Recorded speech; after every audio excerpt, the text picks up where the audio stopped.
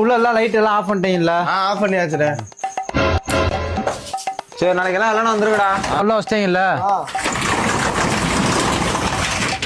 என்னண்ணே இந்த போர்டு இருக்குண்ணே? என்னங்கடா ஒரு வேலை என்னடா உருப்படியா பாக்குறீங்களாடா?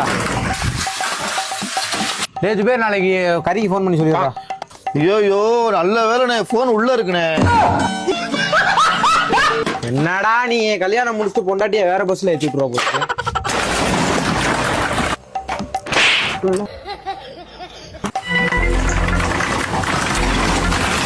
ஹலோ. ஐயோ வெக்ஸாதரா போட, நீங்களே திறந்து ஆஃப் பண்ணிட்டு வாங்கடா.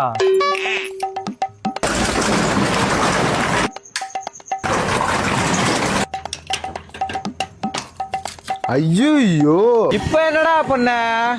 சாவி உள்ள வச்சுட்டு வந்து பூட்டிட்டேனே.